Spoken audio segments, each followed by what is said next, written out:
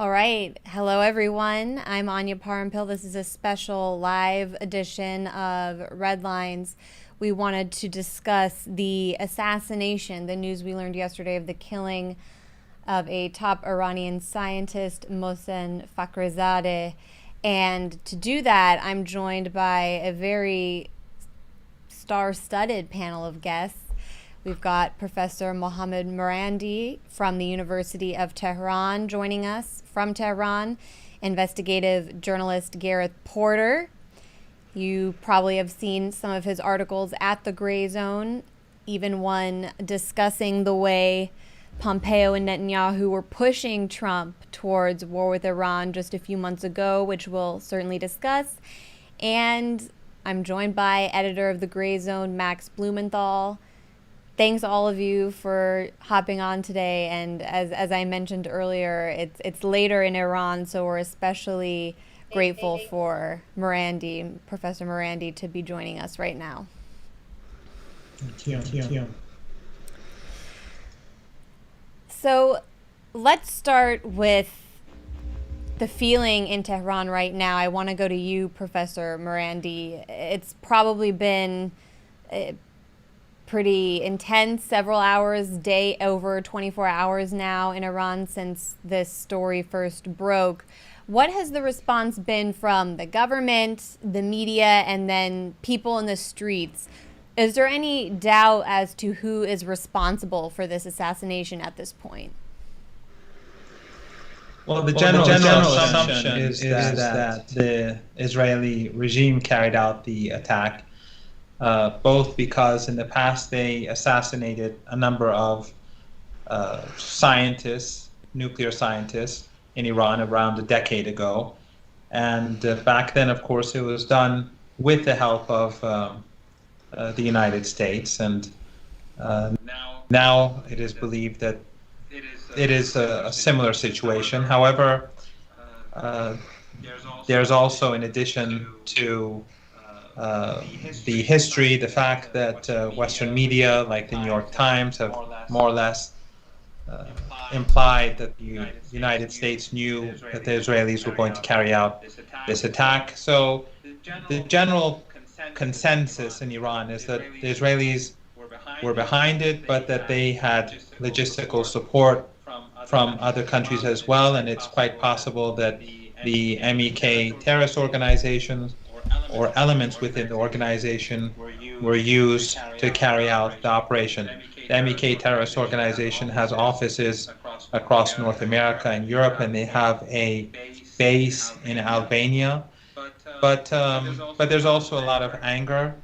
Many are saying that the government's patience is partially responsible. There's a debate going on. Some don't agree, but some believe that the government should have had a more robust response on previous occasions. And so this is the current debate that's going on right now in Tehran. People are wondering, yes. Yeah, let me follow up with you there, Professor. You brought up the concept of deterrence. And we saw the former CIA chief under Obama, obviously speaking for the Biden administration, declaring on Twitter yesterday that Iran should just wait for the next administration to get in. Then they'll, cooler heads will prevail. They can start negotiations again. Do not retaliate. But at the same time, if Iran doesn't display deterrence, then it presumably projects a green light to its enemies who think they can do this and get away with it scot-free. And there must be many in Iran who feel that the retaliation that we saw last January with the counterattack on the al-Assad U.S. military base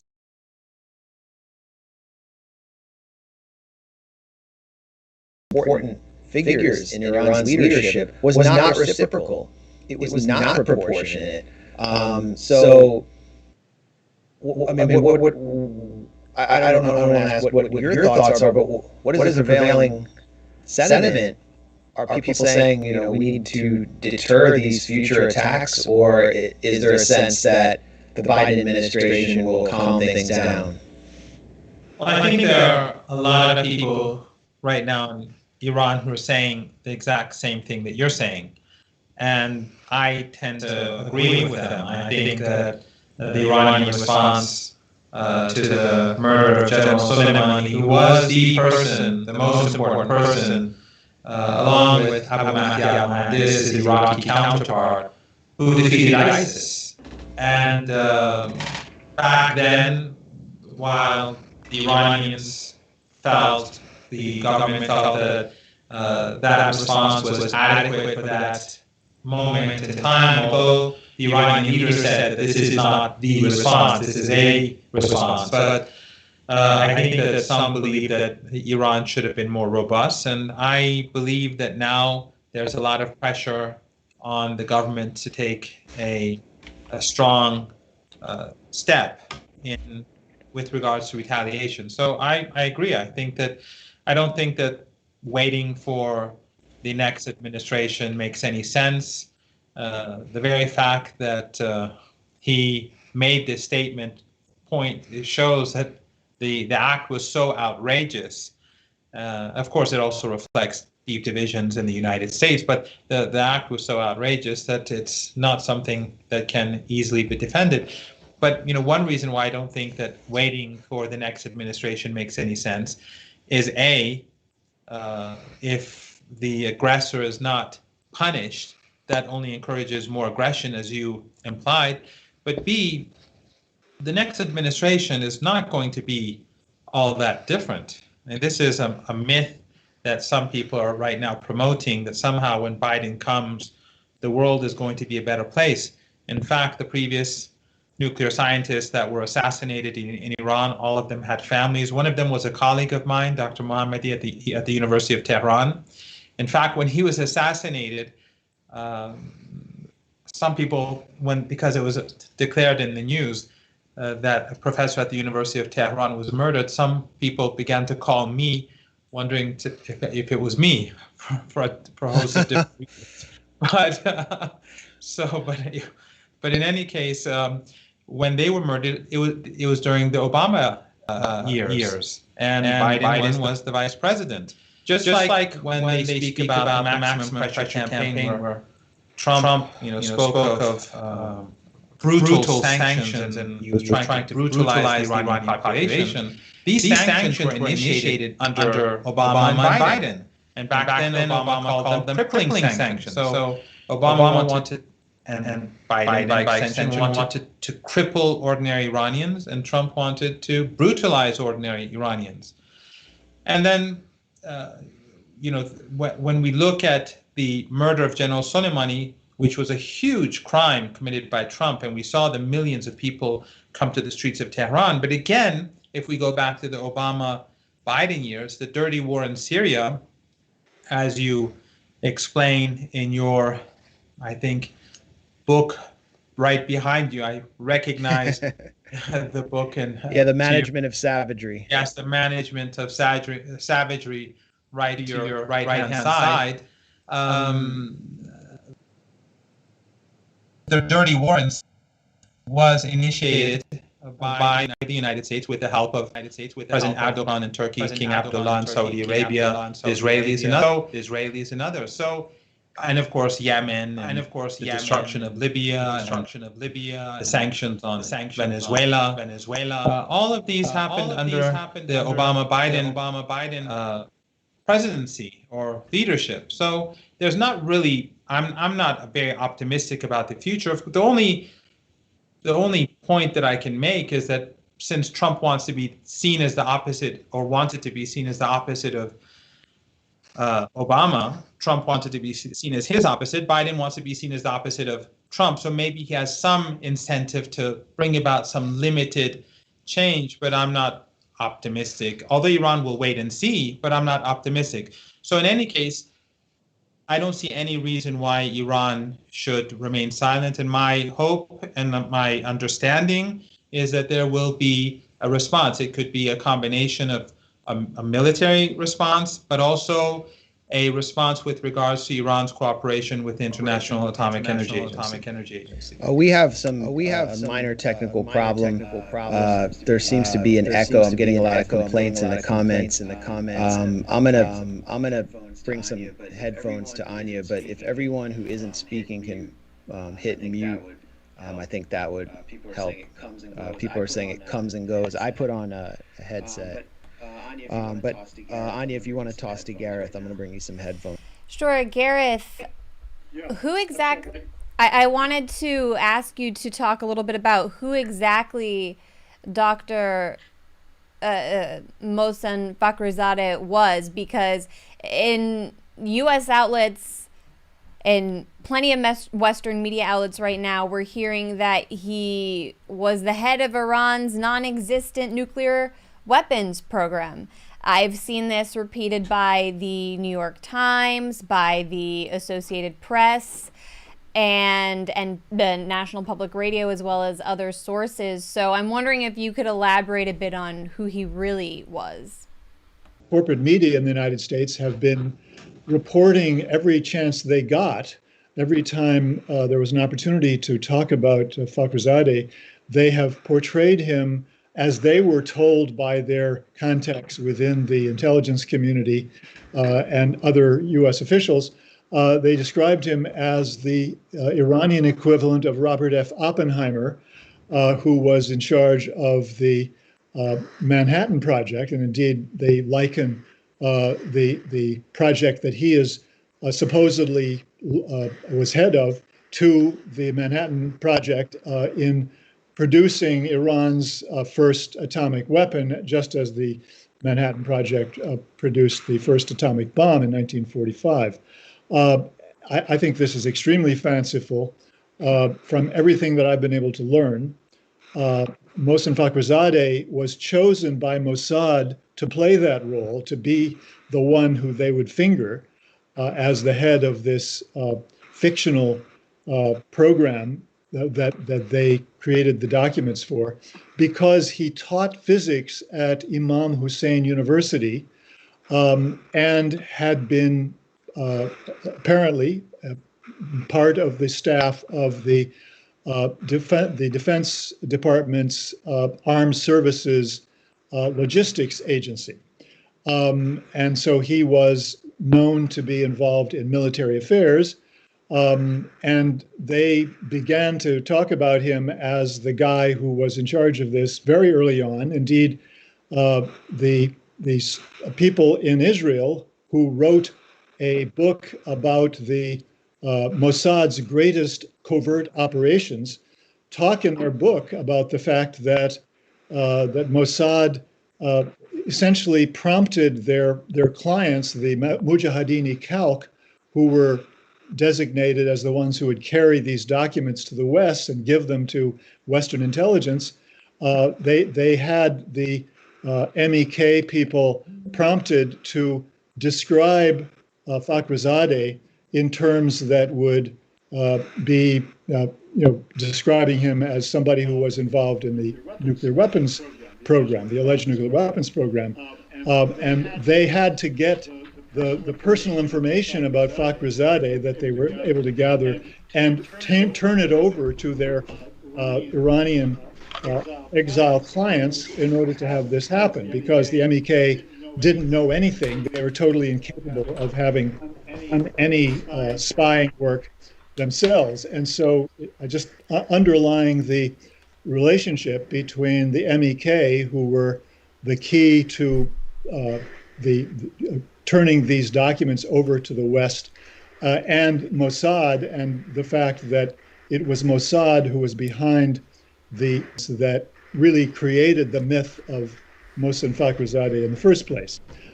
Secondly, I just want to make the point that David Albright, who was somebody who was very closely involved with U.S. intelligence people and the International Atomic Energy Agency in their work on the Iran nuclear issue, and who was getting all kinds of information from them, told me in an interview in 2008 that he could not understand personally why Fakhrizadeh was supposedly involved in this nuclear weapons program, because as far as he could tell, he wasn't a nuclear physicist. He had no background in nuclear physics. He was simply somebody who taught physics, again, at Imam Hussein University. And so there is very strong basis here for suspecting that the entire notion that he was a physicist was a fiction, which was necessary for the Mossad to carry out this whole operation of creating a program that supposedly was being carried out in secret by Iran to produce the beginnings of a nuclear weapons program. So that's really, those are the clues that I've been working on to write my story on the assassination. Mohammad, you want to add Professor anything? Marandi, I don't know if you have anything you'd like to add to the information Gareth just laid out. Yes, I agree with what Gareth says, and he didn't have anything to do with any alleged nuclear weapons program. There never was a nuclear weapons program, and I can say with great confidence that if Iran really wanted to obtain or develop a nuclear weapon, Iran would have had a nuclear weapon by now. And not now, many years ago. Iran has the technological capability, it has the means, it has the scholars and academics and experts to do so. Iran has never had the intention of developing the nuclear weapon. Although this is something that we've been seeing over the last couple of days, every time that in the Western media, and unfortunately the non-Western media, which gets a lot of their news from the West or their information from the West, they constantly repeat this notion that there was a nuclear weapons program. So, and that's basically, in my opinion, to sort of justify this murder, this act of terrorism, or to lessen its ugliness. But he, as Gareth rightly pointed out, taught physics. He was a manager, and he was a competent manager. 10, 15 years ago, of course, if he was murdered, it would have had a bigger impact. But now Iran's nuclear program is much more developed. Many young and competent managers and also scientists are now working in the field. So this attack is more symbolic, and it's an act of war, and it will put pressure on Iran to take a robust response. But I would also like to point something out to your viewers, because viewers in outside of Iran may say, well, why is he in the Ministry of Defense?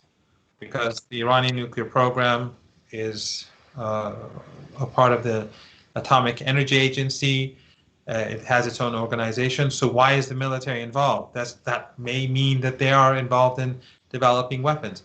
But that's not the case. In Iran, because of the sanctions, many fields are void of investment or investors, whether they're highways or bridges or petrochemical plants. The private sector won't get involved or can't get involved because of the sanctions. The sanctions make it too difficult and too dangerous, because many of these companies don't want to get involved in something big and then get sanctioned and have their lives destroyed. And foreign investment, of course, is there's not much foreign investment in the country, again, because of the sanctions. So as a result, the guards, the Revolutionary Guards, the Ministry of Defense, and other government agencies, including foundations, which are publicly owned, some of them under the government, some of them under the leader, they are involved in development. So, for example, the COVID-19 vaccine, General Fakhrizadeh, the person who was assassinated, was involved in the development of the vaccine in Iran. Why? Because they have the means, because the United States is preventing Iran from developing the vaccine. Let me put it very blunt. Even the influenza vaccine, we weren't able to import it this year. And as a result, people died because Americans were blocking it. So the ministry, the guards, other agencies are all involved in bringing in goods that are blocked as a result of sanctions, or developing projects that are necessary but can't be built by private individuals or private companies or foreign investors. So this is the reason why the Ministry of Defense and the guards and other agencies are involved in all these different areas of industry, innovation, and technology, and that includes the nuclear field, especially because the sanctions on the Iranian nuclear program are more severe than in any other field in the country. So there is no other option except for the Ministry of Defense to be a part of the development of this project. So it has absolutely nothing to do with weaponization, but it's just practicality. Just like in Venezuela, for example, because of the sanctions, the state has to do certain things. Agencies within the state have to do some certain things that other people simply cannot do because the U.S. government is harassing them or creating fear, so that people don't get involved in these businesses.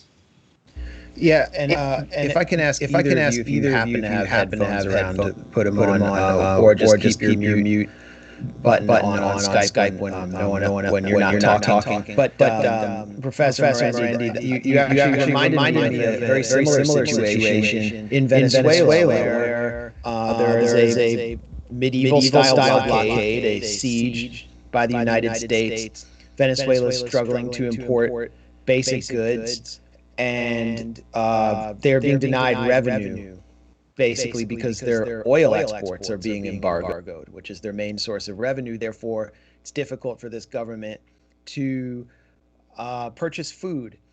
And there's talk of sanctioning a food program, which is basically like free food. Oh, great, I have an echo somehow. Okay, well, they basically have a free food program where they supply, it's called the CLAP program, where they supply millions of people, which are basically millions of families, which is a substantial portion of their population, with basically free food and sanitary supplies to help survive during this siege. And the United States government has targeted the person whose job it is to find those food contracts, to go around the world and get those contracts to import the food, because Venezuela doesn't produce a lot of food like other rural-based economies. His name is Alex Saab. He was arrested on foreign soil. The U.S. has tried to extradite him, and he has been reportedly tortured because he's refusing to confess, and they're calling it corruption. But it basically reminds me of what's been done to Fakhrizadeh, whose job it is to bring in medicine, and he's been branded as this nuclear scientist. And Western media has proceeded to echo the Israeli line, which is that Iran has a nuclear weapons program. So these details aren't really getting out there, and the public is inclined to see him as someone who's producing a nuclear bomb and not doing what you just described.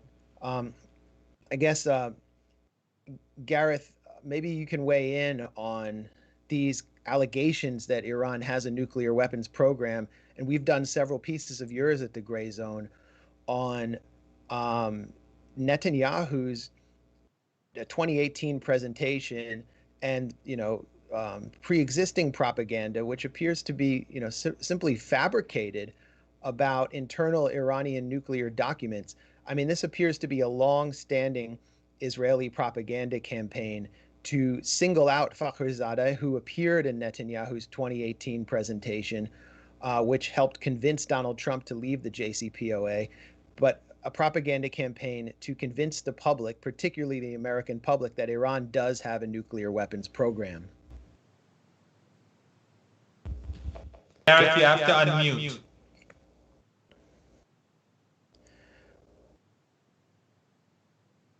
All right, Gareth is struggling to unmute right now. Oh, here we go, Gareth. Sorry. It's very important to look at the broader context in which this whole story has unfolded, not just over the last few years, but over 2 decades. We're talking about nearly 2 decades in which this Mossad fiction has been foisted on not just the American public, but the entire world.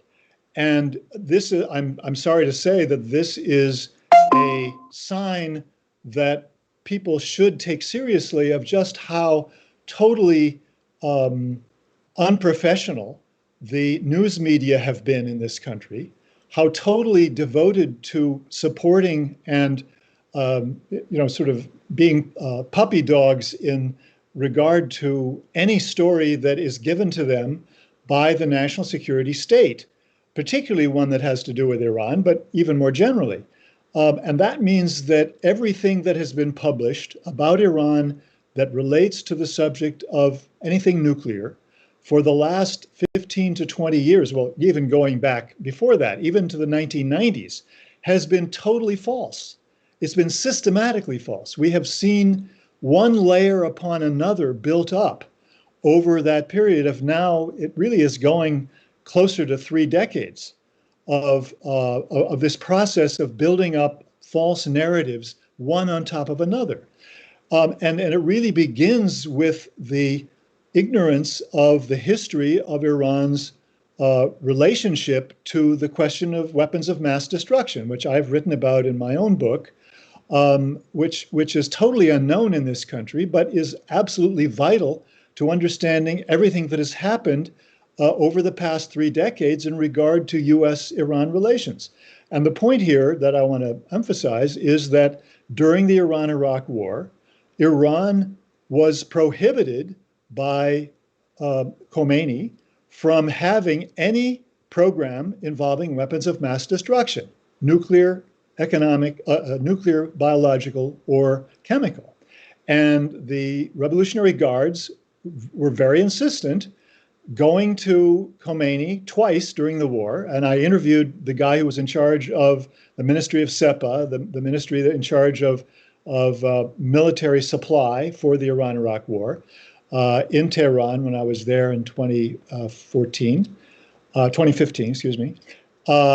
He told me about both of the meetings that he had with Khomeini in which he presented their plans for having programs that would allow them to respond to the use of chemical weapons by the Iraqis, which had already killed thousands of Iranians.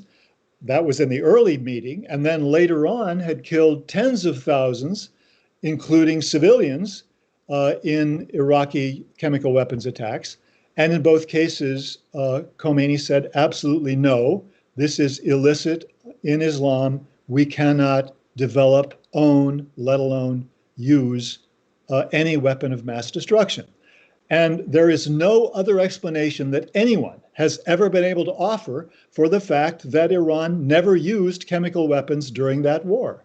There have been some sort of childish attempts to suggest, well, maybe they didn't have them ready yet before the end of the war, which is absurd because Iran's chemical industry, chemical sector was equal to Iraq's, at least from the very beginning of the war. So this is a point that is absolutely central to understanding the fiction of the whole propaganda line that the United States has taken from the beginning, that Iran covets nuclear weapons. Yes, could I add?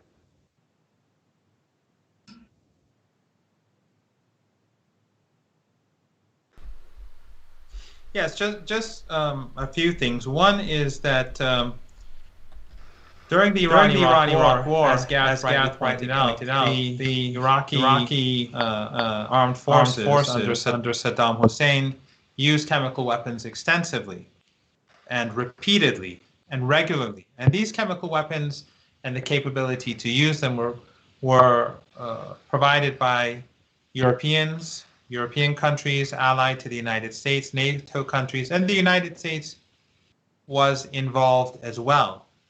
Not only did they provide him with the ability to produce chemical weapons, but they also provided him with military intelligence to use those weapons effectively, and they provided him with political cover at the UN Security Council to get away with using these chemical weapons. I personally survived 2 chemical attacks nerve gas during the Khaybar operations. This was the first time that that was the first time that chemical weapons were used very extensively. Two Iraqi jets bombed our positions, and I had great trouble breathing, as was the case with my friends. And back then, Iran was prevented from even purchasing gas masks. So the gas mask that I had was smuggled into Iran, purchased, I think, from North Korea or some other place. And it was not very good. It was not very useful. Later on in the war, I was a victim of a second chemical attack during the last days of the war. It was the final Iraqi offensive in the war, and they used mustard gas, which was it's really bad. People are still dying today as a result of mustard gas. Many have a slow death. Many have died over the last 3-4 decades, and people like myself are more susceptible to the problems that COVID-19 can create for the lung, for your lungs. So people like me are it's more dangerous for us to get COVID-19 than for other people, because of course I got off rather. I wasn't severely injured, but there are those who were severely injured. So while Saddam Hussein was using chemical weapons, and this is something that I'd like to sort of remind everyone about what happened in Syria. In Syria, there were a few cases of chemical weapons used or allegedly used. And in each of those cases, and I know that in Grayzone, this has been discussed extensively, but I just want to repeat for those who may not know that every time during these few occasions, the chemical weapons were used or allegedly used, because in the last case, there probably wasn't an attack at all, but they took place when the Syrian government was gaining ground and when they had absolutely no incentive to use chemical weapons. So every time chemical weapons were used, they were used or they were allegedly used in a way in which actually benefited the extremist opposition that was fighting against the Syrian government, because the Americans came in and used missiles to strike Syrian government positions. So whereas in Syria, this whole hoax of the government using chemical weapons there are only a handful of cases, and they were, except for the first, very limited in scope, if they existed at all, in the last case, in particular. But in Iran, chemical weapons were used hundreds of times and very extensively. Iraqi fighter jets would come and bomb and bomb and bomb. Then artillery would, thousands of people died. Many thousands of people died. I went to the town of Halabja in Iraq right after chemical weapons were used in that town, where over 6,000 women and children and men, all civilians, were murdered by Saddam Hussein. Those weapons were provided to him by the Europeans, by Western countries, and there was absolutely no condemnation.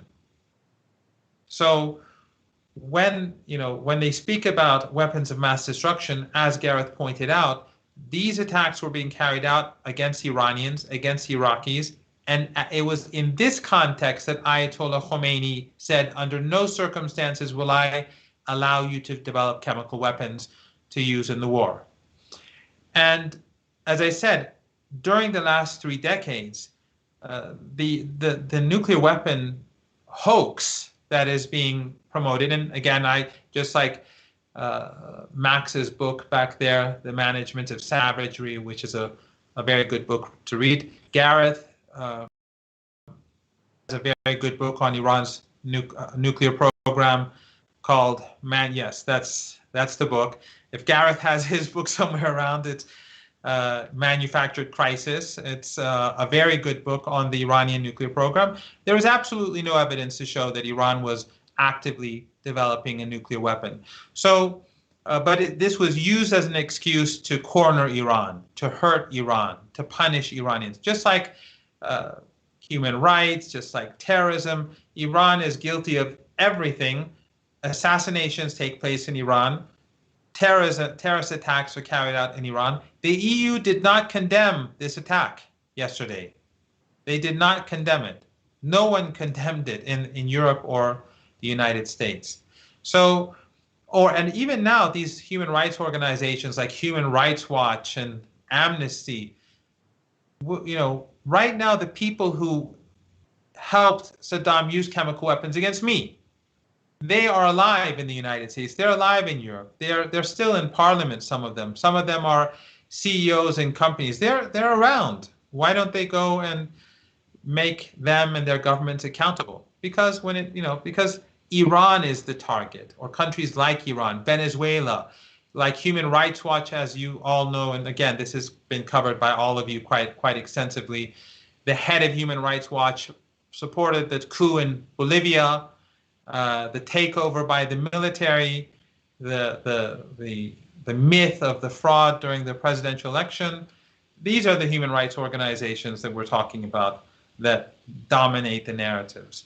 The Western media dominates the narratives, and all of these construct these myths, and therefore, no matter what Iran does, it's simply not believed.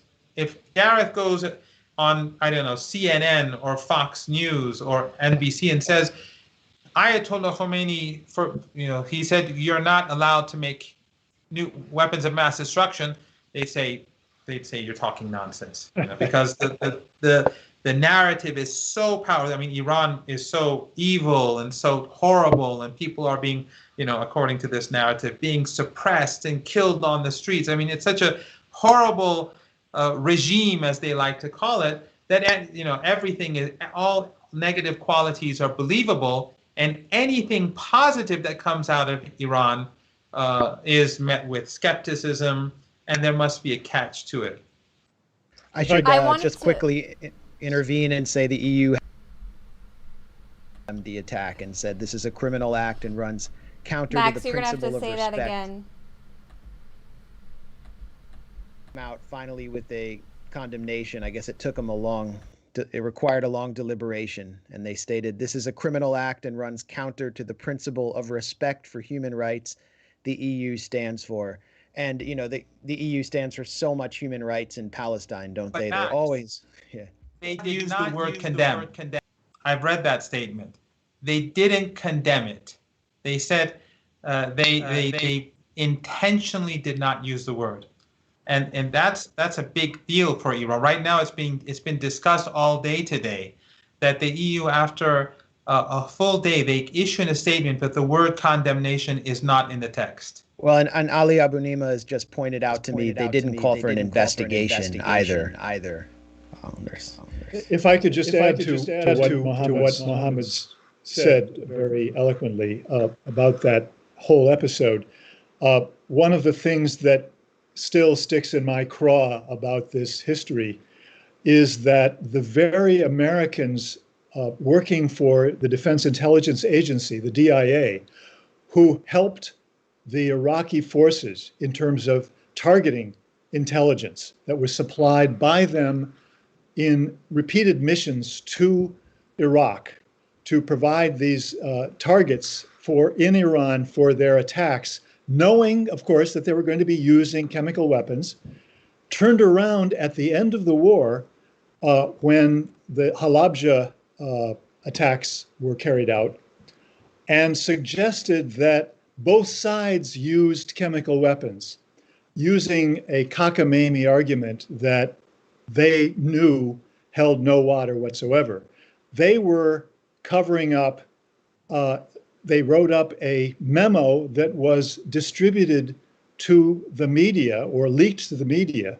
The New York Times published a story supporting that line, which has been cited many, many times and was believed to be basically the truth about the whole question of chemical weapons use in the Iran-Iraq war, that Iran did it too, until my book came out. And of course, anybody who read my book would know better. But I think, generally speaking, that is still believed by everybody who's written about this subject.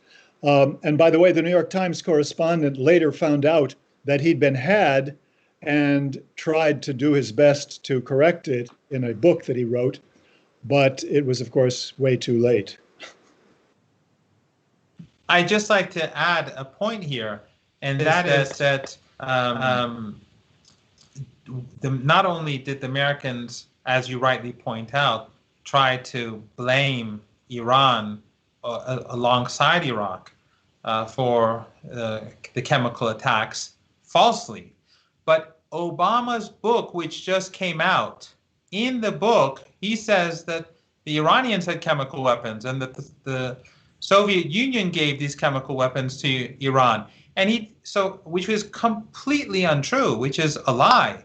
But he said nothing about Saddam Hussein. He said nothing about Saddam Hussein having chemical weapons, or that the United States and European countries gave those chemical weapons to Saddam. During the Iran-Iraq war, Iran would constantly send injured patients, injured combatants, injured civilians to Europe, to European hospitals, even though they could have been taken care of in Iran, to create awareness about chemical weapons. And only every now and then would a local television or newspaper do a report. It was not a big issue. The only time when chemical weapons became an issue was when Saddam Hussein invaded Kuwait. Then did George Bush, the father, come on television and say that this monster, Saddam Hussein, used chemical weapons against Iranians and his own people. And then CNN, which back then was a big deal, and other media outlets day and night started talking about and showing footage of Halabja and the other atrocities carried out by Saddam Hussein as if they weren't a part of this. The media silence during the 1980s was a part of this. And Western support, just like right now, the West is supporting the Saudis in the in the genocide that they're carrying out in Yemen, and the West has been supporting the Turkish president and the Saudis and the Israelis in the dirty war in Syria. Back then, the West was supporting Saddam Hussein, giving him chemical weapons to use, but the media was silent.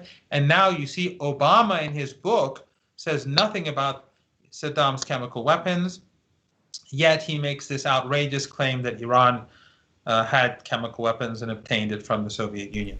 I wanted to discuss some of the events which led up to the assassination. I noticed that last week there were reports in Israeli media of a secret meeting held in Saudi Arabia that actually Prime Minister Netanyahu of Israel flew to Saudi Arabia for several hours. This is while Secretary of State Mike Pompeo was also in Saudi Arabia for a meeting with Crown Prince Mohammed bin Salman. The reports characterize these discussions as surrounding normalization efforts between Arab states led by the United States or U.S. allied Arab Gulf states and Israel. However, we know that very high on the agenda for both of these leaders, and in fact, one of the main goals behind these normalization efforts is to form a united front against Iran, and Netanyahu would really love to drag Trump or any U.S. administration into a direct conflict with Iran. So, Gareth, you've written a little bit about the forces at work within the Trump administration trying to pressure this type or force this type of confrontation. I'm wondering, what did you make of those reports that there was actually a secret meeting between Prime Minister Netanyahu and Crown Prince Mohammed bin Salman just last week? This would be the first meeting of its kind between the two leaders. Well, of course, it's very difficult not to believe that they did not discuss what the Israelis intended to do. Certainly between Pompeo and Netanyahu, there must have been conversations, certainly talking about the fact that Mossad had this plan. if that was not already discussed at an earlier stage, which is also very possible, if not likely. And I think the Israeli intention here is crystal clear, that they were hoping that this would be something that would cause Iran to carry out a retaliatory move of some sort that could then be used to get the United States to respond militarily. That has always been Netanyahu's aim and Pompeo's aim ever since Pompeo became Secretary of State. They have been working in tandem on a series of efforts to make something like that happen, to provoke a US-Iran war by having some kind of provocative move that they would hope Iran would respond to in a way that could then be used to get Trump to use force against Iran. And I have no doubt that they were hoping that this might happen in this case. And that, of course, must be weighing heavily in the minds of Iranian decision makers. That's obviously the kind of issue that they have to come to grips with in terms of their choices. And Professor Marandi, I don't know if you have anything you'd like to add about this meeting, the reports, and the general feeling that there's a conspiracy among some of Iran's neighbors to incite a war.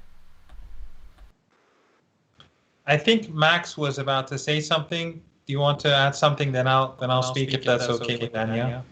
Well, I was going to toss to you. Hopefully, I don't sound like the voice of God with an echo right now. But I was going to bring up something that you hinted at earlier, Professor, which is the U.S. returning to the JCPOA, and whether the JCPOA, the so-called Iran nuclear deal, is actually good for Iran. The U.S. has piled on sanctions since the Obama administration. And during the Obama administration, it piled on sanctions in order to gain what it calls leverage, which is basically kind of like blackmail. Like, we'll roll back the sanctions if you agree to this deal. And they agreed to the deal. And then the U.S. administrations change. And Netanyahu has the administration in his back pocket through Kushner and Pompeo, as Gareth pointed out. And they begin the maximum pressure campaign, shred the nuclear deal after this apparently fraudulent Netanyahu slideshow in April 2018. And so who's Iran? The Iranian leadership doesn't know who it's dealing with in the U.S. And you have all of these intrusive inspections, which the U.S. clearly sees as surveillance of Iran's military installations. So why should Iran agree to return to a JCPOA, given the unreliability of the U.S. as a negotiator and its tendency to impose civilian killing sanctions on Iran and intrusive inspections?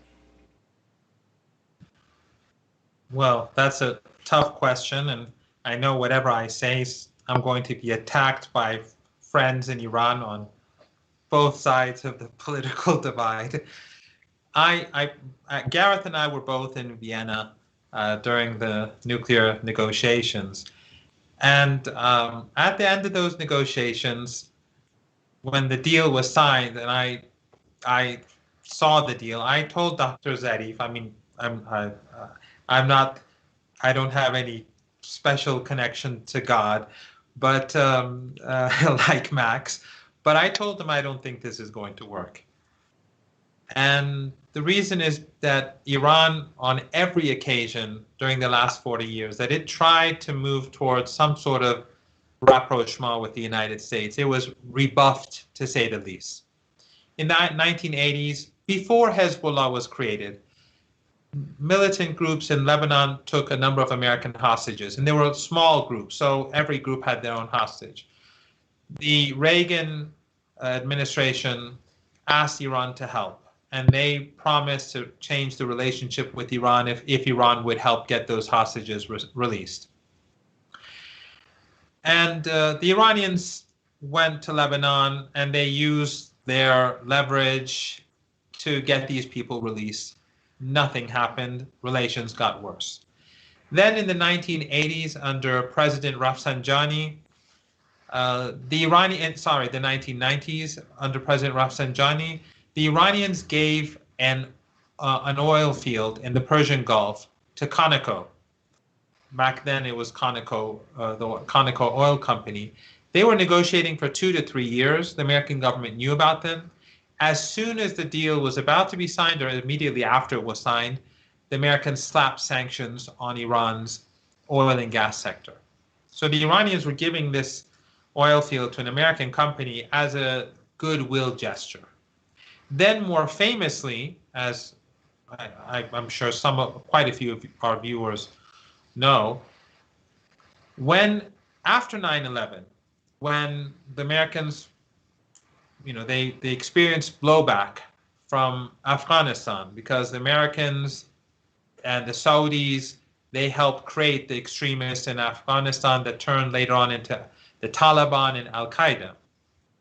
When they attacked the United States and then the United States decided to invade Afghanistan, the Iranians helped the Americans because the Iranians wanted to get rid of these extremists too. And what did the United States do? They went and immediately called Iran a central part of an axis of evil. Then, during the US occupation of Iraq, the Iraqi government asked Iran to negotiate with the United States to find a solution to the problems in Iraq. The Americans wanted to negotiate with the Iranians. The Iranians were not interested. Then, under Iraqi government encouragement, Iran accepted. The Americans wanted to exclude the Iraqis, and the Iranians said the Iraqi government must be in the negotiations. So it was the Iranians who were respecting Iraqi sovereignty, and at the insistence of the Iraqi government, they took part in the negotiations, yet nothing positive came out of it. But when the Americans wanted to leave Iraq, they asked the Iranians to help them leave without being attacked and harassed by the resistance. And Iran helped them do that. So, but in every instance, what Iran returned was just a worse and more aggressive policy from the United States. Obama, when he became president, he sent a letter to the Iranian leader with a lot of nice sentences about improving the relationship. And then as soon as there was controversy in the Iranian presidential election in 2009, and there were voices of fraud that were being promoted by Western-funded Persian language media outlets, and there was no fraud whatsoever. And I've done many debates on this in 2009. I could talk about that for hours, why there was absolutely no fraud. And I wasn't a fan of either the president or any of his opponents. But in any case, the United States immediately afterwards used the situation in Tehran to implement the sanctions that we discussed earlier. So Obama, while he wrote these nice letters to the leader, what he did was he initiated what he called the crippling sanctions, the sanctions that later on Trump used against Iranian civilians, just like what they are doing in Venezuela, and Max alluded to this earlier, that the Venezuelan government, in order to feed the population which is suffering under sanctions, they tried to bring in food from abroad, and these people who are involved in this business, they are arrested, but on the other hand, when the British government goes and steals Venezuelan gold, no one even criticizes the government. So this is the upside down dystopia that the United States and its allies have created for the world, this upside down world of morality. So the Iranians have tried time after time, and after the nuclear deal, where the Iranians gave significant concessions, and in my opinion, Iran gave too many concessions. But I'm not saying it was a bad deal, but it wasn't a good deal. It had its positives and its negatives. Personally, I would have pushed harder. But again, Dr. Zarif is a friend, and I don't want to criticize him too much. He did his best under the circumstances. The president of at that time in Iran was pushing for a deal. perhaps for him it wasn't possible to do more. I would have pushed harder. I would have forced the U.S. government to give more concessions. But that aside, the point is that under Obama, and this is another myth that we're now hearing, under Obama, the United States did not abide by its commitments within the nuclear deal. In fact, on the very day that the deal was signed, the U.S. violated the deal by imposing new sanctions on Iranian entities. And under Obama, they constantly imposed more and more sanctions. The Iran Sanctions Act was passed. Visa restriction laws, this is before the so-called Muslim ban. Visa restriction laws for those very same countries that Trump targeted were put into place during the Obama administration. That was a violation of the nuclear deal, and of course a human rights violation, but whatever. So under Obama, the deal was going downhill, but the Iranians were abiding by the deal. And of course, when Trump began to violate the deal, when he began to impose these brutal sanctions, no one among the Democrats condemned him for human rights violations, for targeting women and children. My father's a physician. People would come to me and beg for medicine. My father himself, who has a heart condition, was using medicine that had expired because he couldn't obtain the necessary medicine. So this is the situation that Iran has with the United States. So in my opinion, I don't think Biden is going to implement the nuclear deal.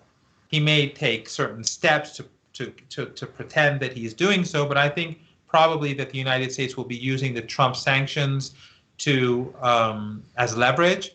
But if Biden wants to implement the deal, he can use three executive orders, I've been told, to do away with almost all the sanctions, not all of them, and to implement the nuclear deal to an extent. But I'm skeptical. Gareth, you covered the negotiations which led to the JCPOA very closely. You were in Vienna, as Professor Marandi mentioned. I should say also there are lots of viewers asking about your book. That's Manufactured Crisis. They can find it online. It details a lot of this history and the relationship between the U.S. and Iran. But on Professor Marandi's point regarding the Biden administration's position on JCPOA, what steps would need to be taken in order to join again? Is that a possibility in your mind? And can you give some specific examples as to what Professor Marandi alluded to regarding the concessions the United States could have made, or how this deal could have been stronger from the Iranian perspective, something we don't really hear about as much in the United States? Yes, I can try to address that, but let me take a slightly more broader lens here again, just to emphasize a point that I was thinking about as Mohammad was reciting the sad history of U.S. policy toward Iran and the repeated rebuffs of Iranian efforts to improve relations. There were a couple of points that he didn't mention that I would have added, one of them being the fact that the Clinton administration very nearly went to war against Iran in 1996 over the Khobar Towers attack, which I've written about extensively in a 5-part series. So I'm pretty well informed on what actually happened, and clearly this was an Al-Qaeda attack. Bin Laden even admitted to it, which he never does unless he actually was responsible.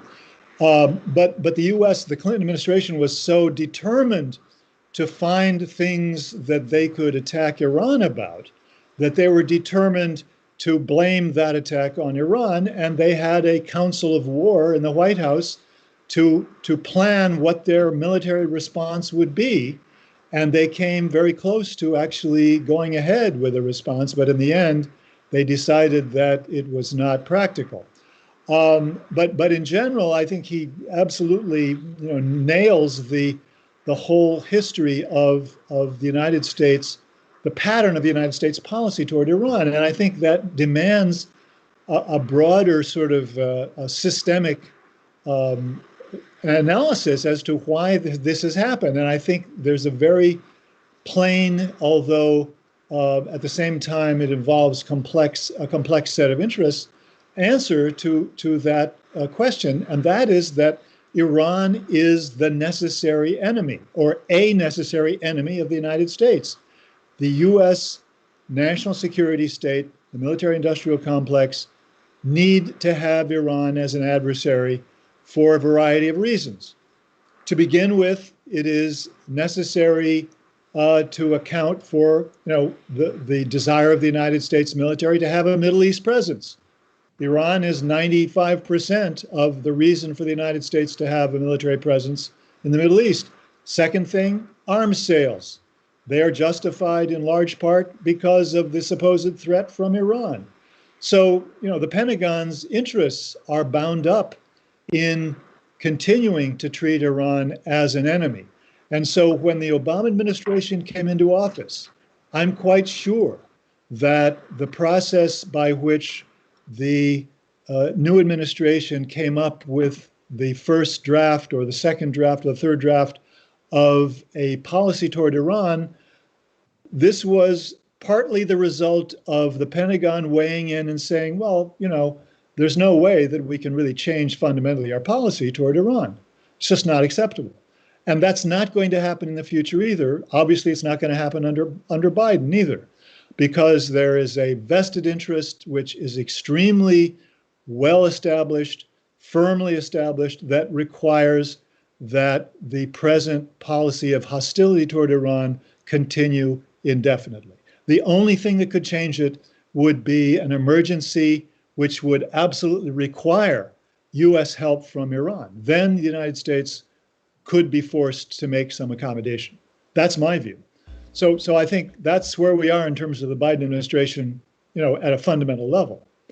And as far as the JCPOA, what the United States could have done to make it a better agreement, I think that the fundamental problem from the beginning was the fact that the Israelis had already imposed legal straitjacket on U.S. policy with regard to sanctions against Iran. There was not very much room for maneuver to actually remove sanctions, and there was some room for maneuver, and they did exercise it to some extent.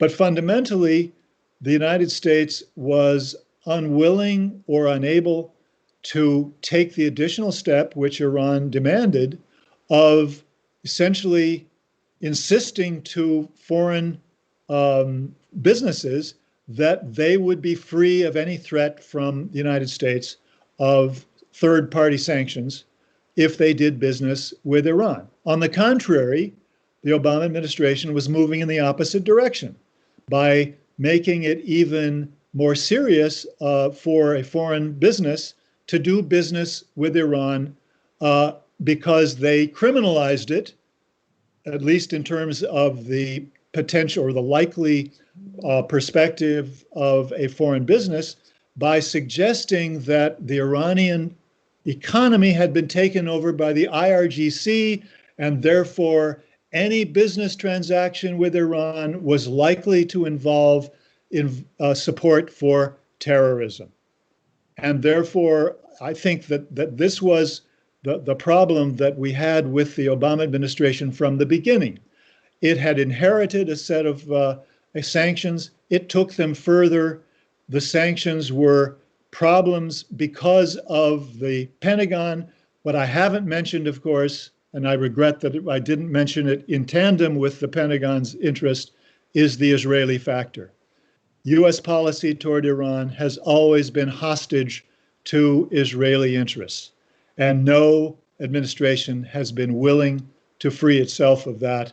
And I think that's really the fundamental problem that affected the way the United States negotiated the agreement, the way it carried it out or failed to carry it out, and the way that the Biden administration will try to bring about some negotiations with Iran over the JCPOA. Absolutely. And before I agree with both of you wholeheartedly about that, let me thank Diamond, Marino, Dave, and Mike for their generous support. And thanks to everyone. We have a really big audience right now. And also want to welcome our friends Slava Zilber and Katie Halper, who both do excellent podcasts. If you like this, check out their work. Um, I I think both of you made sort of striking statements that are absolutely true. That it's unlikely that the Biden administration will fully re-enter the JCPOA as it was originally constructed. And I would also add that I think that Netanyahu, the Mossad, whoever was responsible for this assassination of a top figure in the Iranian government during the lame duck session, and with Donald Trump's apparent approval, Donald Trump retweeted Yossi Melman, the Israeli journalist, stating that this assassination had taken place. And I saw that as an endorsement, if not a confession, of a green light from Trump that that they were emboldened. The Israeli military intelligence apparatus was emboldened by the fact that its domestic Israel lobby has so much influence over the incoming Biden administration. And you can look at the pronouncements of Anthony Blinken, the incoming Secretary of State, just groveling before Israel lobby groups, pronouncing that no, the U.S. won't exercise any leverage in the form of loans against Israel, no matter what bad behavior it displays. You look at the incoming National Security Advisor, Jake Sullivan, another figure who's spent his short career, he's actually a year younger than me, pandering to the Israel lobby. He pandered so much during the 2016 campaign that he felt compelled on behalf of Hillary Clinton, this is Biden's incoming National Security Advisor, to condemn me.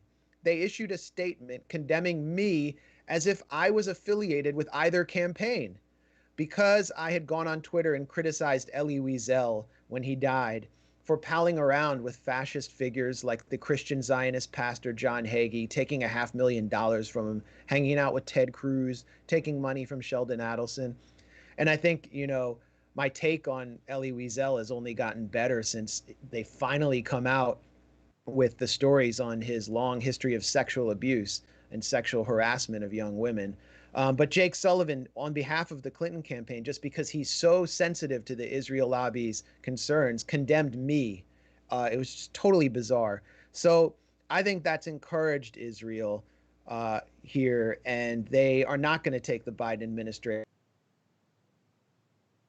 just against Iran, but also at the Biden administration and just testing them. And Netanyahu's clearly showing where the real power lies with the kind of weak response where they totally outsourced their response to John Brennan, someone who technically isn't even in government, although once CIA, always CIA. So I guess I want to ask about another domestic political situation, which is the Iranian political situation. Mohammed, you have a reformist government in power that really has leaned on the JCPOA as, promised sanctions relief to the public. That's been kind of Hassan Rouhani's calling card. And Foreign Minister Javad Zarif has invested so much energy in trying to make this happen. And we've seen that even as the Trump administration has exited the deal, the Europeans have been totally spineless.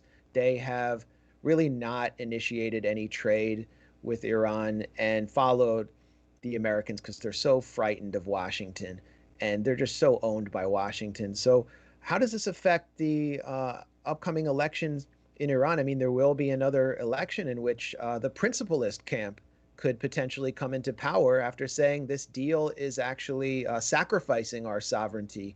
What's the political forecast look like in Iran? Well, thank you, Max, for trying to get me into trouble with both sides of the political divide. I don't know. Let me world in the U.S. So yeah, I know. I'll be careful not to wear a Chavez T-shirt, by the way. Because I know you got into trouble for that. Yeah. I was, the secret weapon of Chavez and Maduro direct Black Lives Matter protests, according to the Latin American right. But, when Chavez came to Iran, he was welcomed with open arms. So I think you're in maybe a slightly more healthy political culture for revolutionary leaders. Well, this is one of the interesting things, and this is what I was going into the introduction that I wanted to get to, is that I often hear, and I understand why. I mean, there's a lot of misinformation about Iran, and I don't. Maybe we can leave that for another time. But Iran, some right wing.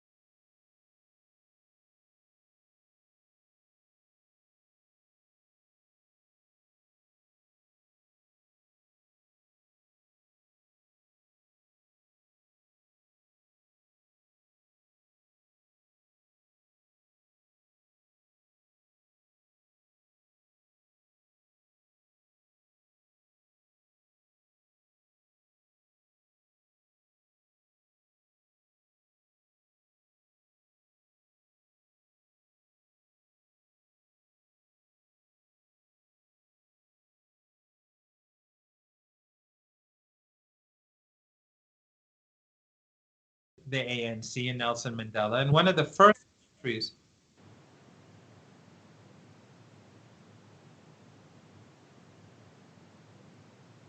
Okay, no problem.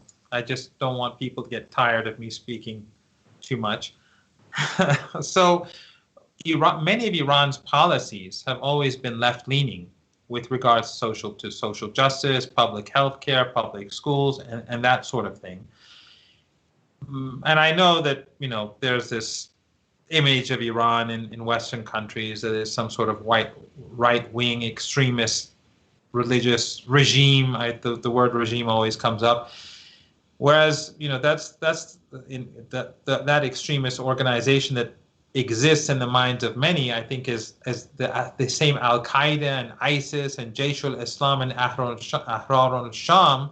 States has been helping through neighboring countries like Turkey, Saudi Arabia, Israel, among others. These groups that were destroying Syria. And ironically, these same extremist Wahhabi groups are anti-Semite. Whereas if you look at the literature that comes out of Iran or Hezbollah, there is nothing in Iranian literature or Hezbollah's literature that is anti-Semite at all. In fact, we have a Jewish MP in Iran, we have kosher restaurants, we have synagogues, and in fact, though some criticize the book, another good book on Iran is a book called Going to Tehran. I'm not saying I agree with everything in the book, but it's a good book. There's a good book called Going to Tehran, which is written by Flint and Hillary Leverett. Both worked in the White House. Hillary is Jewish, and the book is a fantastic book. And Flint and Hillary came to Iran, I think, 3 times. And I took Hillary to my classes, Flint to my classes, and they spoke to students, and no one knew that she was Jewish. And during the whole trip, when I remember when she was about to go back to the United States, when I was taking her to the airport, I said, did anyone say anything at all about anti-Jewish? And she said, no, I didn't hear a thing. But you would think from the narrative that exists in the West that it's the Iranians who are like that, whereas it's those militant groups that the United States and Israel were supporting, the very same groups that ISIS and Al-Qaeda, both ISIS and Al-Qaeda had established themselves alongside the Golan Heights, and they were allowed to be there because of the Israelis. The Israelis allowed them to work there, and their literature is anti-Jewish. Of course, anti-Semite is a complicated word, but so yes, so the Iranians have been supporting revolutionary movements in Latin America. the fight against apartheid. Iran supported the ANC. One of the first countries that Nelson Mandela traveled to was Iran.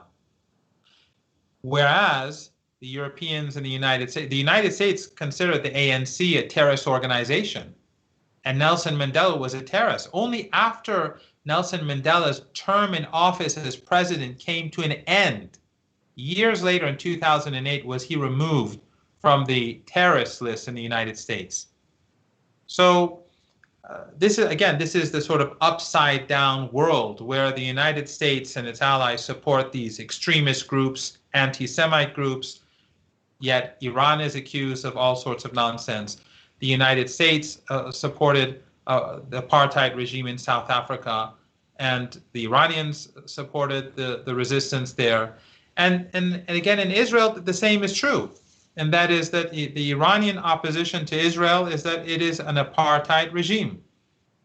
It has nothing, there's no opposition to being Jewish. It's that this is an apartheid regime. That's Iran's policy. But the way it is framed in the West is something quite different. But getting back to what Max was saying, and that is that this is another myth, that Iran is this dictatorship where, people have absolutely no rights. It's evil.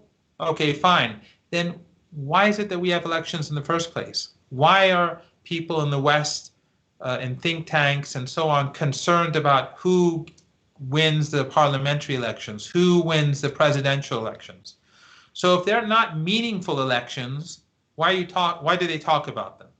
If they're meaningful elections, why is Iran considered an evil dictatorship?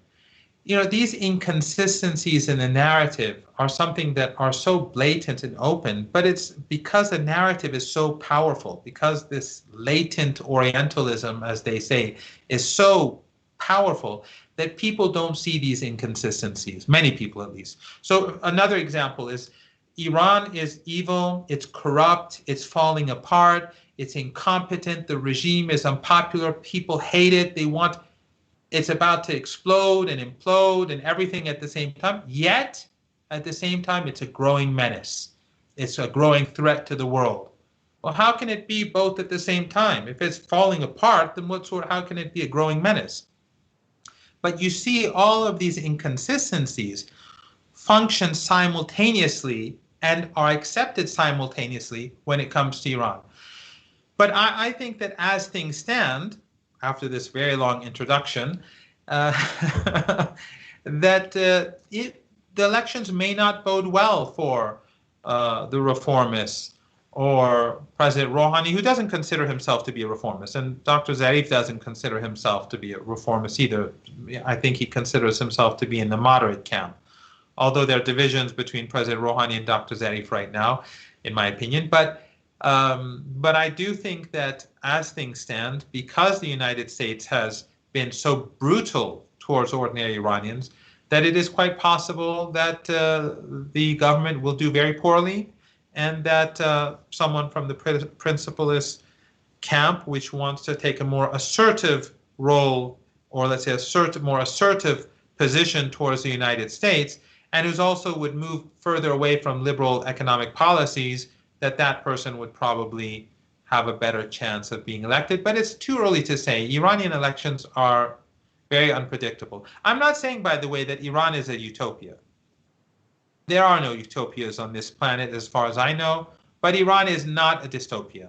And Iran is much better even when it comes to Western standards of democracy, if you consider those to be good standards, which I don't, but Iran is in a much better situation than the other countries in this region, despite the sanctions, despite the threats.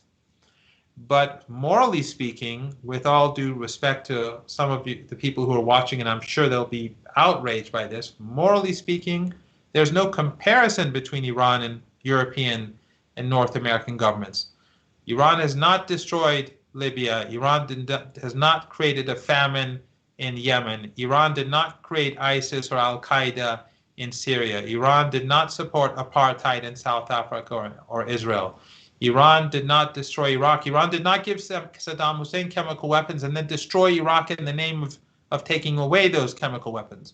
Iran did not create Al-Qaeda in Afghanistan and then after 9/11 invade the country. So the final point that I want to make is that Iran is a normal country. It has its flaws. It has its pluses and minuses. But I hope that your viewers take a more, those who I'm sure many do, otherwise they wouldn't be watching this program in the first place, but take a more nuanced approach to Iran, and hopefully they could help create greater awareness about certain realities that exist with regards to U.S. and European policy in this part of the world. Max, if I could just add to what. Go ahead, Gareth. Just to make a point that supports what Mohammad just said.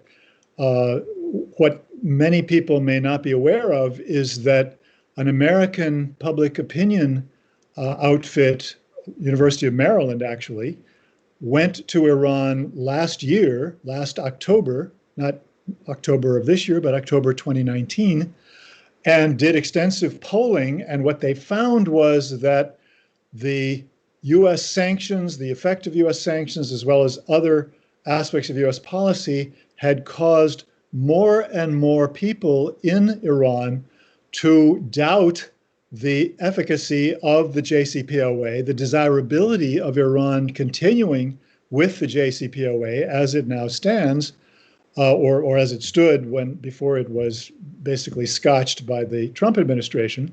And they favored essentially moving toward the principlist position, as it was described by the people who did the opinion polling. And so opinion was shifting by as much as 25% towards that harder line position. And undoubtedly that has implications for the next presidential election, the future of Iranian politics. Absolutely. And I think we want to wrap up here. Hopefully at some point in the near future, we want to wrap up, but I want to introduce a few more, or one more major issue that I think is sort of outstanding. First, let me thank Mustafa Iqbal, Matthew Rains, and James Kellman for your support. And thanks to everyone for hanging in here despite the audio glitches. I mean, I honestly could sit here all day and listen to you guys. It's like 5 university classes, except I'm actually learning something. But I know it's late in Tehran. But what we constantly hear about these days are normalization deals with Israel. Anya just did a really fascinating interview with our friend Ahmed Kaballo, who is a Sudanese British journalist, was just in Sudan interviewing the communications minister, putting some very hard questions to him about Sudan, basically giving up its longstanding foreign policy and caving to the U.S. under extreme conditions after sort of a regime change. And you have the UAE sort of formalizing its longstanding semi-covert relationship with Israel. The Saudis are completely in the tank with this alliance. Friend in Pakistan, Junaid Ahmad, just wrote me and said that Pakistan is now facing enormous pressure. Imran Khan to normalize, and one of the pieces of leverage that this axis is using against Pakistan is its large number of guest workers, of laborers in countries like the UAE who could just be swiftly deported, as Palestinians were from Kuwait. So the pressure is on. The Trump administration's turning all the screws. And then you have Iran with, as Mohammad explained, a revolutionary government who's standing with Palestine on principle, who has supported the resistance factions in the Gaza Strip, including the armed wing of the PFLP, which is a traditionally Marxist and secular party. This kind of is at odds with the perception of Iran only supporting its so-called Shia proxies. Iran has been supportive of Ansar Allah, the Houthis in Yemen. It has supported, absolutely, it has supported the Syrian government, and it has supported militias inside Syria. But this, is portrayed in the West, and particularly in the US, by the neocon think tankers as some kind of Iranian imperialism. they deny Iran a near abroad. And Gareth, we seem to have lost your video. If you hit the camera button, maybe you'll come back. But they deny Iran a near abroad. But I remember in 2017, and this was one of the most heinous comments by Donald Trump that's completely fallen down the Orwellian memory hole, where there was an attack in Iran's parliament, a democratic institution, by the Islamic State, by a Sunni extremist terrorist. And Donald Trump said those who support terror will basically get what they deserve, or will get terror in return, which is sort of an ironic comment for an American president to make. But it really suggested U.S. support for ISIS, which is the experience of Qasem Soleimani in Syria. It was the experience of so many Shia people around Mosul, is that the U.S. had supported Sunni extremist Salafi jihadist groups to keep the pressure on Iran. So I think so much of what we're seeing right now has to do with this, the fact that Iran is supporting resistance in the region and defending its near abroad, and this won't go away. It's why we're seeing Israel constantly wage these sort of airstrikes around Damascus. There was an airstrike, I think 3 or 4 days ago. It killed 4 Syrian soldiers. And what Israel's trying to do is wage war without war, try to wage these attacks without crossing a certain precipice that could lead to a regional escalation. But here they've escalated again to a more extreme point.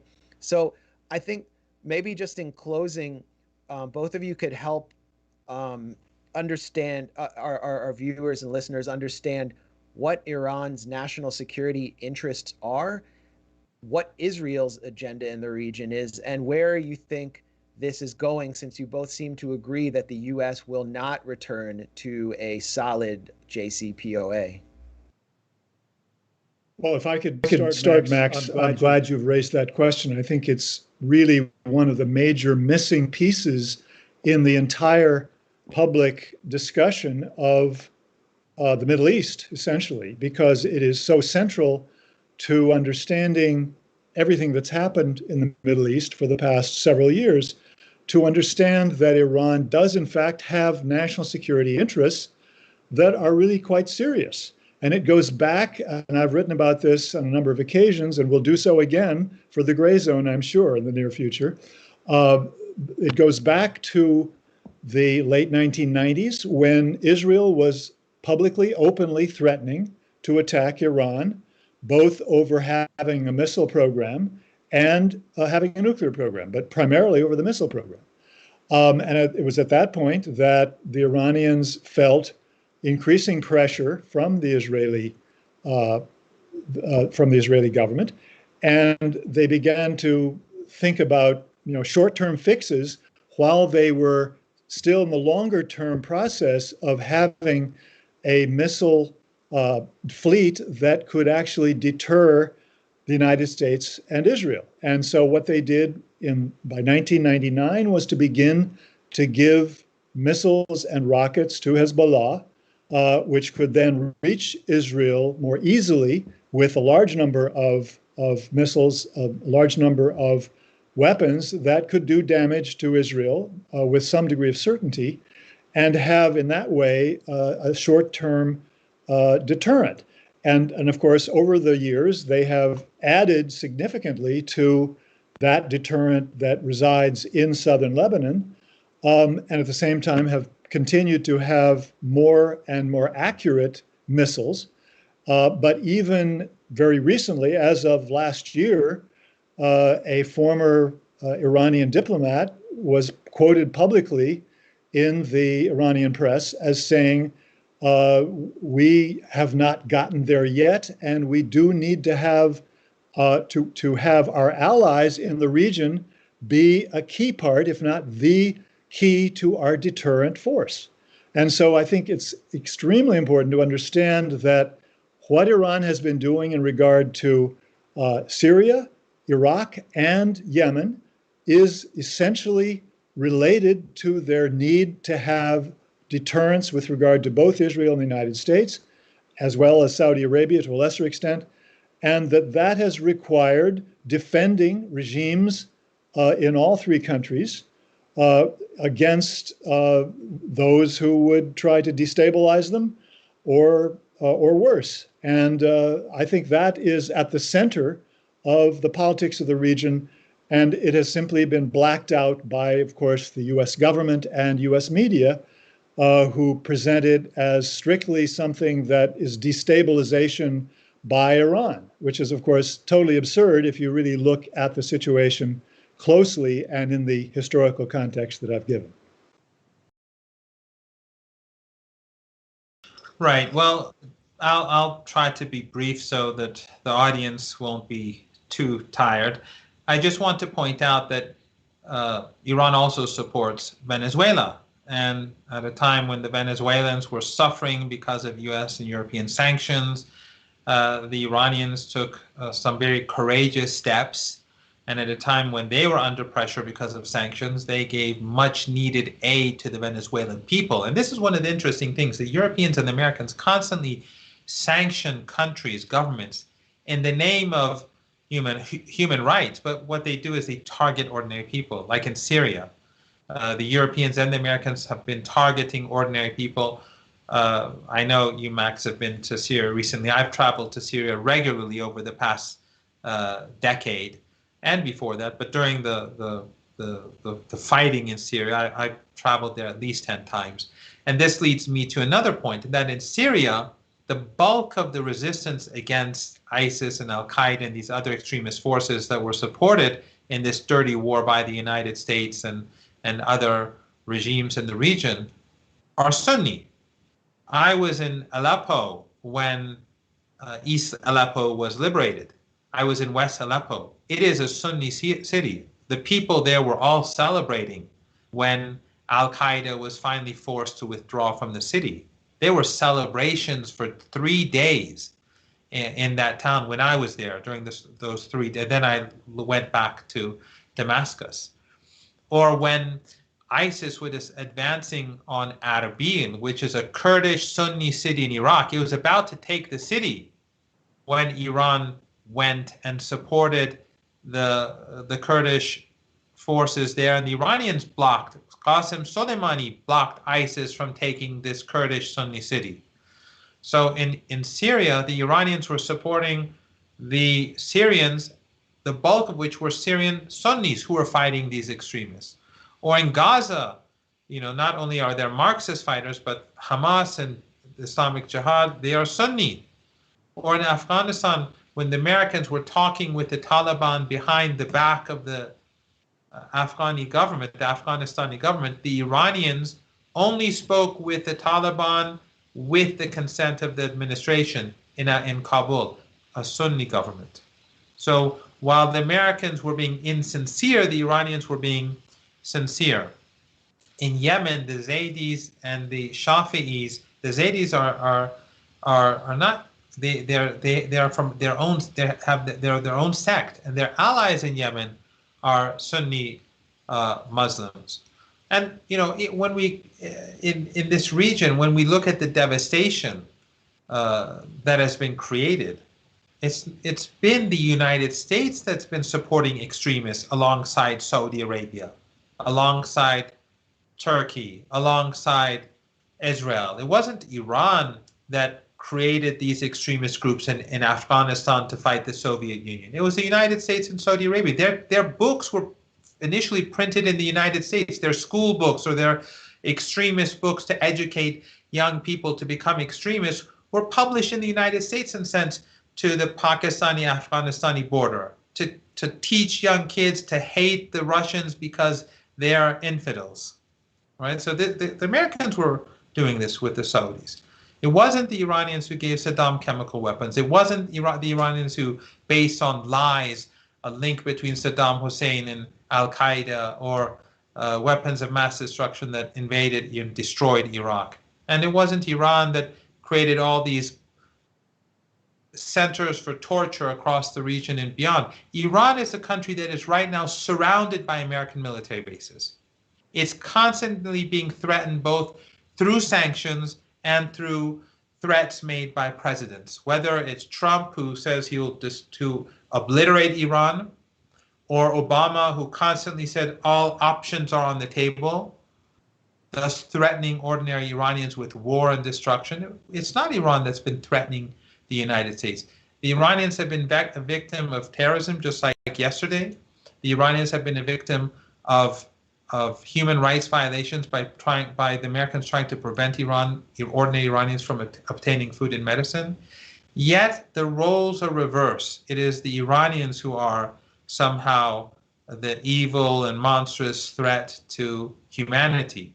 So the narrative that has been built around Iran by the Western media basically justifies all sorts of criminal activities, all sorts of atrocities by the United States, because when the United States does it, their intentions are good. They're not crimes. At worst, they're policy mistakes. So the United States or Israel cannot be seen as, the governments cannot be seen as evil, because the narrative has been constructed in a way in which the Iranians are evil. So if you kill an evil Iranian, since he's evil, it's still okay. But if the Iranians resist, then the Iranians are supporting extremism. So when the Iranians support the Houthis who are being strangled by the Saudis and the Americans, the Iranians are the problem in Yemen.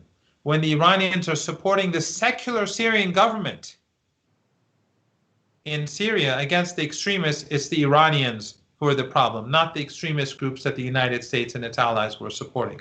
And the list goes on. So again, my whole argument is that there are many decent people who are in the United States, in Europe, in our part of the world, who are trying to break this narrative or try to show the inconsistencies and the dishonesty that exist in these narratives.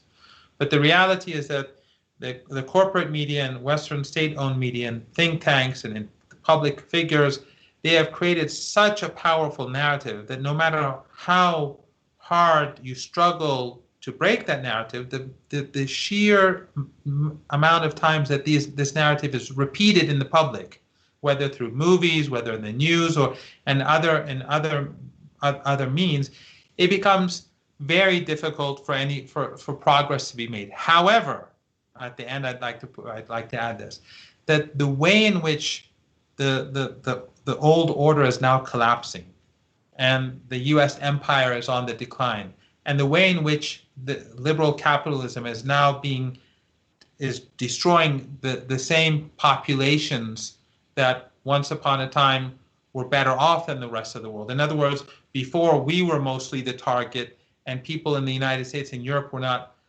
suffering the way in which people in the rest of the world were suffering. But now many people in the United States and Europe I think, see the reality of, or the real nature of the way in which their governments work. And we saw this in Black Lives Matter, for example, how many people, there was a strong sense of communal support, people from different races and religions and ethnic and religious backgrounds coming together, to protest injustice. I think that this awareness is growing, and this creates an opportunity for people in the global South and people in the West to be able to engage in a more substantial way and in a more effective way in order to bring about greater chances for change in the future. So while I'm not at all optimistic about the US government or Western governments in general, but I do, despite the dark times that that the world is experiencing right now, I do see, signs of hope where there could be greater understanding, and as a result, a better future for people across the globe as a result.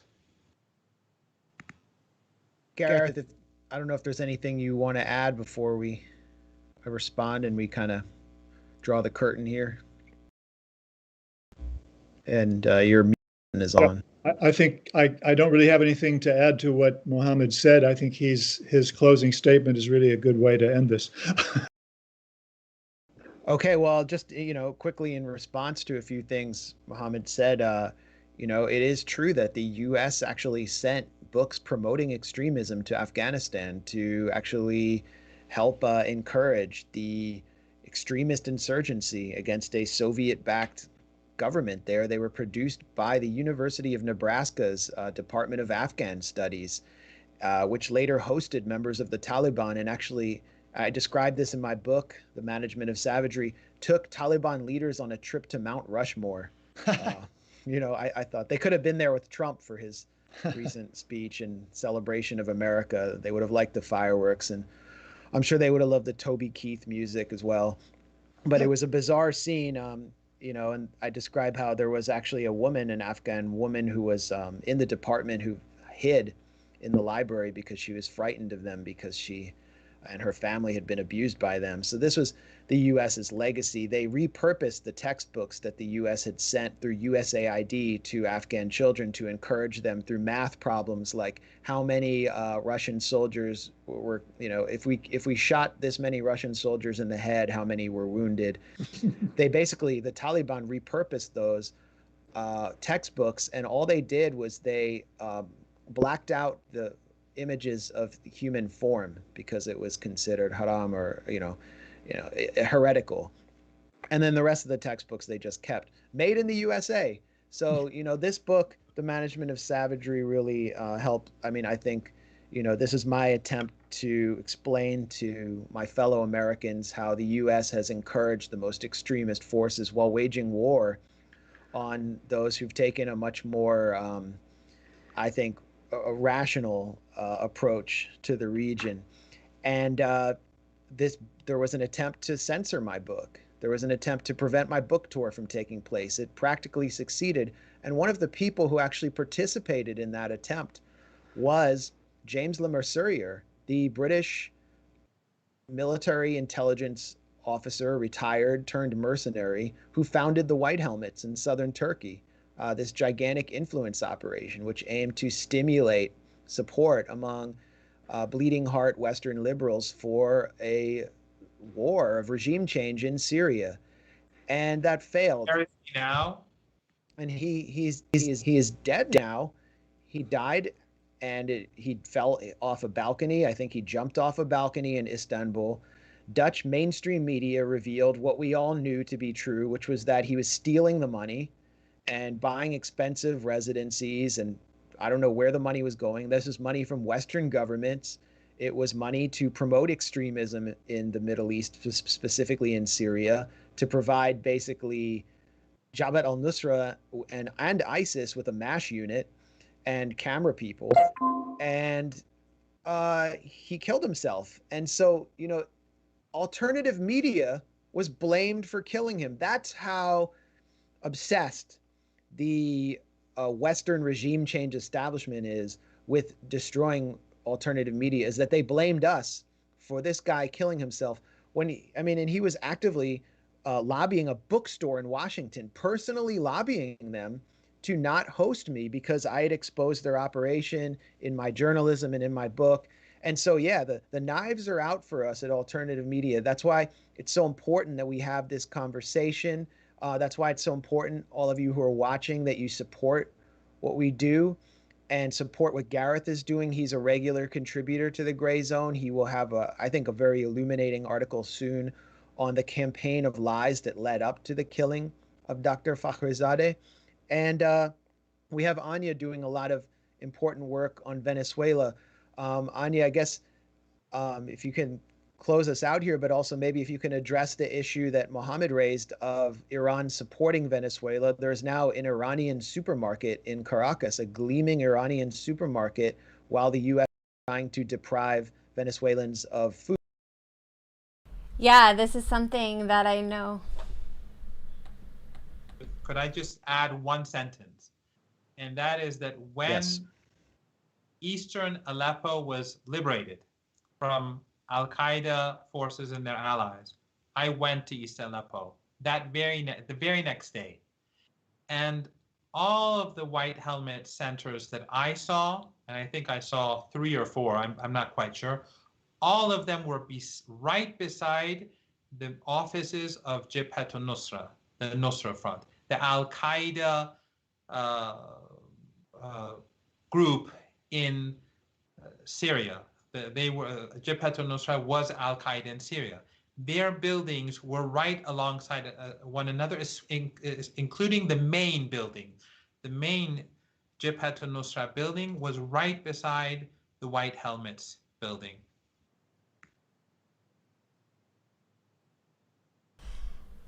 Max, I could just have one sentence myself. Go ahead. I'm your last looking for Anya. Go for it, here. Gareth. I haven't heard from her, but I'm hoping she's still with us. Go ahead, Gareth. Yeah, you just inspired me to recall the fact that I'm terrible about pushing my book, and that my book might be extremely valuable to people who want to really understand what actually happened in terms of the Mossad campaign to sell the idea that Iran had a secret nuclear weapons program through this set of documents that were released to Western intelligence in 2004. I have the whole story in great detail based on interviews with people who were in the intelligence community, as well as the guy in the West German Foreign Service who knew exactly how the documents got to the West German intelligence and therefore to the CIA, which was through the MEK, the Mujahideen Cal. And that book is called, Gareth?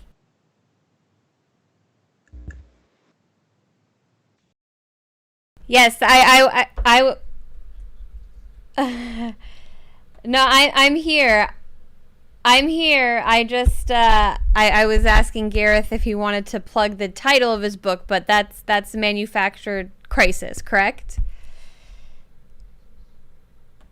Yeah. So yep. Viewers were asking about that. They can find it online. And just to wrap, I wanted to pick up on the comment Professor Marandi was making about why there is reason actually to be optimistic about the future, even though with the news that we've seen lately, it does feel as though the United States is all powerful. It can still wage absolutely destructive wars across the planet, carry out and support these covert assassination campaigns as we've just seen in Iran. However, there is a brighter future emerging, and the relationship, I think, between Venezuela and Iran really highlights that, because these are two countries on the opposite side of the world, and yet they've forged this bond that's extremely unique under the current global conditions. I was in Caracas last summer for a meeting of the Non-Aligned Movement, which Venezuela was currently chairing, and prior to that, Iran had led.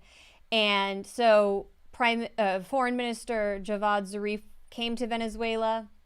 He was there among other dignitaries from all over the world, but the main focus of that meeting was to discuss building an alternative financial future for these countries, which are targeted by the United States and its economic terrorism. Up to a third of the global population is subject to these types of unilateral coercive measures, and all of those countries more or less are represented within the Non-Aligned Movement. And so it was a space where these top-level diplomats were denouncing the effects of sanctions on their countries, but also realizing that at this stage in the global in global history, there is a possibility of Russia and China stepping in, building alternatives to the U.S. and European-dominated financial system. That's a real policy, that's a real initiative that these governments are working on, and it's happening.